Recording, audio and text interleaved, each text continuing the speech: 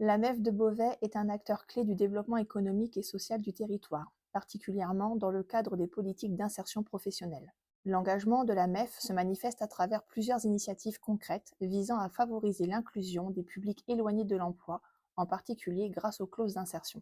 Dans ce cadre, Coralie, une de nos facilitatrices des clauses d'insertion, est fière de mettre en lumière le partenariat avec la SAHLM de l'Oise à travers une opération multisite. L'entreprise Launay a choisi de s'associer à une structure d'insertion professionnelle pour réaliser ses heures dans le cadre des clauses d'insertion, contribuant ainsi à la réinsertion et à la montée en compétences des personnes éloignées du marché de l'emploi. À travers cette vidéo, nous souhaitons partager avec vous cette approche dans le cadre des clauses d'insertion, tout en illustrant l'importance de l'insertion professionnelle dans le cadre de projets ambitieux et durables. Je suis Noël Thévenet, j'ai été chef de projet sur cette conception-réalisation du départ jusqu'à la livraison. Je suis Peggy Leboeuf, je suis chargée de mission de la Dynamique Matériaux Sol sur le territoire de l'Oise. Donc la Dynamique Matériaux Sol, c'est 2 entités, Matériaux Sol, une association, et Recycle Matériaux, une entreprise d'insertion. Donc moi, c'est Thibaut Buquet, je suis responsable de programme à la SHM de l'Oise et donc du coup, je gère tous les projets de construction et de réhabilitation au sein de la direction Habitat et Développement.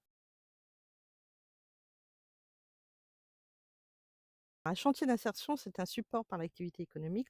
La majorité du temps, c'est une association qui permet à des personnes très éloignées de l'emploi de pouvoir recourir à un accompagnement adapté pour aller vers le milieu ordinaire. Ici, nous sommes à Tricot, donc nous avons remporté un conception-construction pour la SADHLM pour une rénovation thermique de 201 logements, dont ce site qui compte 26 logements. Donc les travaux, c'est remplacement des Velux, remplacement des châssis, remplacement de la chaudière, isolation thermique des combles. Alors, dans le cadre de ce projet, nous avons combiné 2 structures d'insertion. Donc, un atelier chantier d'insertion, les chantiers en Picardie verte, et l'entreprise d'insertion Recycle Matériaux. Nous avons pu, ensemble, pouvoir prêter et faire que les volets soient réhabilités correctement. Et en même temps, dans l'entreprise d'insertion, on a pu accompagner 5 personnes qui ont pu intervenir sur le chantier, qui avaient déjà des compétences bien posées. L'organisme d'insertion, on voulait qu'il soit local.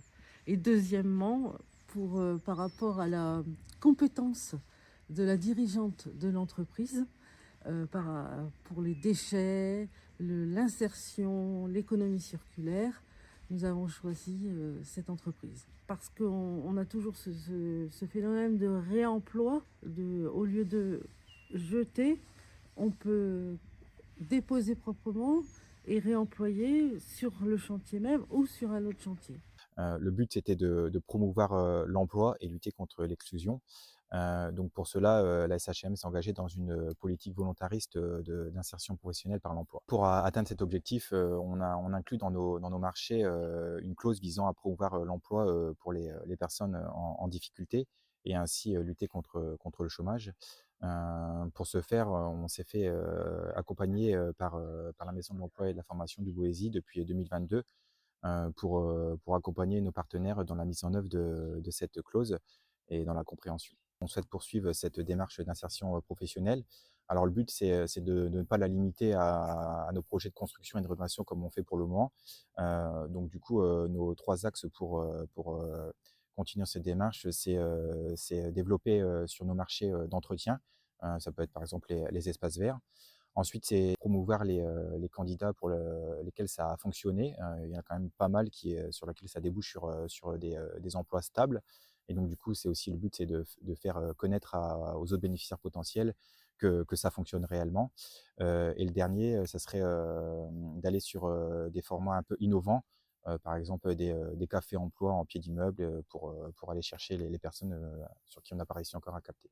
Alors des progrès notables, oui, parce que le premier salarié qui est arrivé sur Recycle Matériaux, a fait toute sa carrière dans le bâtiment, qui a un certain âge aujourd'hui, qui avait perdu confiance en lui et qui a repris confiance en lui grâce à ça et une réussite, on a eu, un salarié qui était intervenu sur le chantier d'insertion des chantiers en Picardie verte et qui aujourd'hui est chez Recycle Matériaux, qui a évolué de structure parce que justement il a évolué grâce à ce chantier.